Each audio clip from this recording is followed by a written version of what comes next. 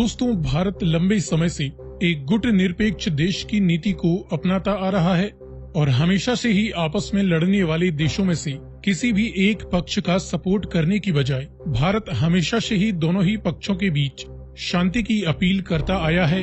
फिर चाहे इजराइल फिलिस्तीन हो या चाइना ताइवान, भारत ने कभी भी किसी भी एक पक्ष को जायज या नाजायज नहीं ठहराया है और भारत की गुटनिरपेक्षता की इसी रणनीति के फलस्वरूप दुनिया के दो कट्टर विरोधी व सबसे ताकतवर देश अमेरिका और रशिया दोनों ही देशों के साथ भारत के संबंध मजबूत रहे हैं। लेकिन अब रशिया यूक्रेन युद्ध के बाद विश्व के समीकरण तेजी से बदल चुके हैं और रशिया विरोधी सभी पश्चिमी देश खुलकर ये कह चुके हैं कि भारत को रशिया का विरोध करना चाहिए।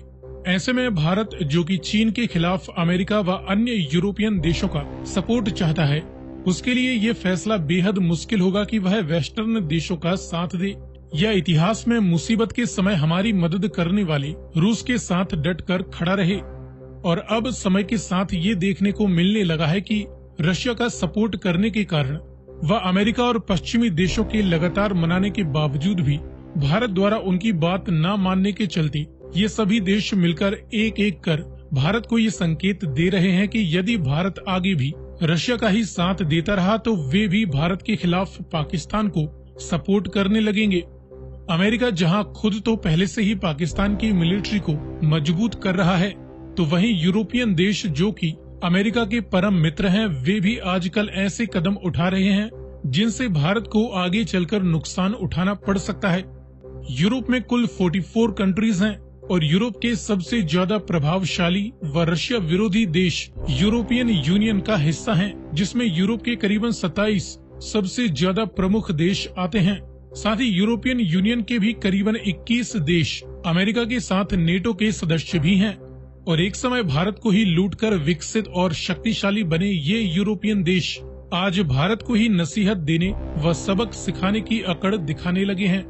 वैसे तो यूरोप के कई देश साइज व पॉपुलेशन में भारत के कई राज्यों से छोटे भी हैं और भारत के सभी राज्य यदि तेजी से समय के साथ विकास का रास्ता पकड़ लें तो अकेला भारत ही पूरे यूरोप को पछाड़ सकता है। लेकिन वर्तमान समय में भारत इन सभी यूरोपियन देशों के सामने कितनी पावर रखता है, ये जानने के लिए आइए करते हैं इस वीडियो में यूरोप के सभी बड़े और पावरफुल देशों की कंबाइंड पावर के सामने अकेले भारत की वर्तमान फायर पावर के बीच एक क्विक कंपैरिजन।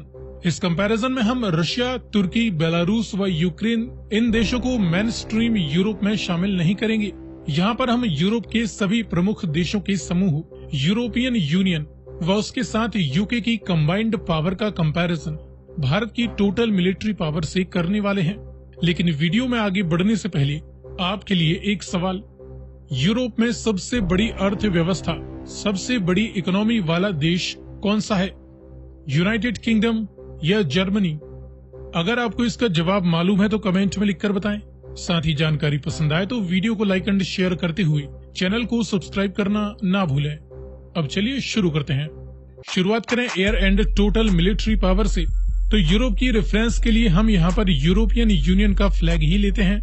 यूरोप के सभी बड़े और प्रमुख देशों के पास कुल active and reserve military personnel की 35 लाख से भी ज्यादा यूनिट्स हैं।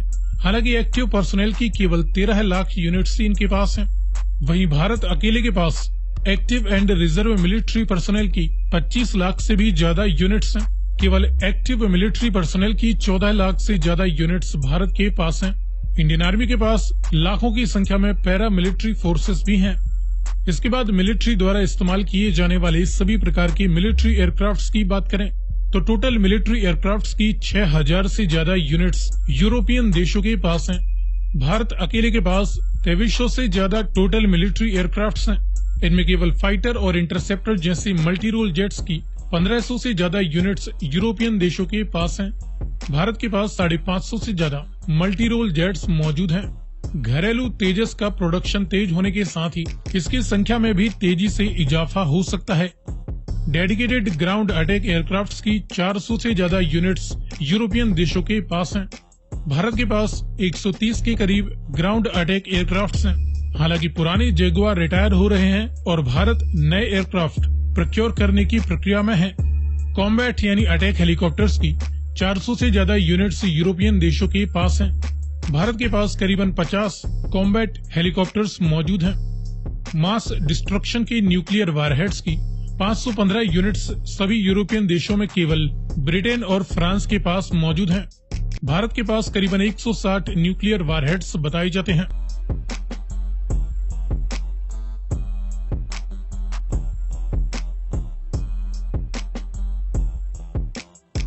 इसके बाद देखें जमीनी पावर।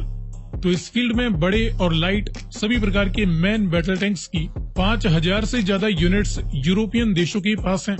भारत के पास 4700 से ज्यादा सभी प्रकार की मैन बैटल टैंक्स हैं। इन्फेंट्री फाइटिंग व्हीकल्स और आर्मर्ड पर्सनल कैरियर्स जैसे टोटल आर्मर्ड व्हीकल्स की 60,000 से ज्यादा यूनिट्स यूरोपियन देशों के पास कंबाइंड तौर पर हैं।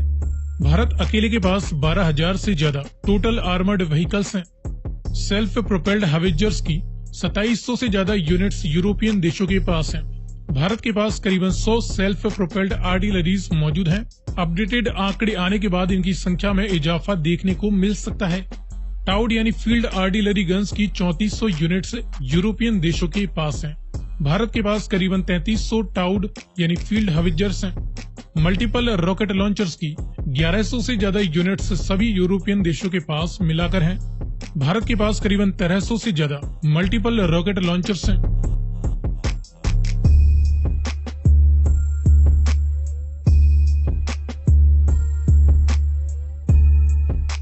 इसके बाद देखें समुद्री पावर। तो इस फील्ड में बड़े एयरक्राफ्ट कैरियर्स और हेलीकॉप्टर कैरियर्स की पहले बात करें। यूरोपियन देशों के पास 6 बड़े एयरक्राफ्ट कैरियर्स हैं और 3 हेलीकॉप्टर कैरियर्स भी हैं। भारत के पास फिलहाल 2 बड़े एयरक्राफ्ट कैरियर्स मौजूद हैं। इसके बाद दुश्मन की समुद्री शक्ति को ध्वस्त करने वाले डिस्ट्रॉयर शिप्स की 20 यूनिट्स यूरोपियन देशों के पास हैं। भारत के पास भी करीबन 10 बेहतरीन डिस्ट्रॉयर शिप्स मौजूद हैं। फ्रिगेट्स की कुल 110 यूनिट्स यूरोपियन देशों की नेवीज ऑपरेट करती हैं। आपको बता दें कि यूरोपियन देशों में फ्रांस, जर्मनी, यूके इन देशों के पास दुनिया की सबसे एडवांस और घातक फ्रिगेट्स मौजूद हैं, जिन्हें कई मामलों में डिस्ट्रॉयर शिप्स भी कहा जा सकता है। भारत के पास फिलहाल 12 एक्टिव फ्रिगेट्स ही मौजूद हैं। इसके बाद कॉर्वेट्स की 25 यूनिट्स यूरोपियन देशों के पास हैं। इंडियन नेवी के पास 21 कॉर्वेट्स एक्टिव बताई जाती हैं। समंदर के गुप्त हथियारों में सबमरीन्स की 60 यूनिट्स यूरोपियन देशों के पास कंबाइंड तौर पर हैं। भारत के पास करीबन 16 एक्टिव सबमरीन्स मौजूद हैं।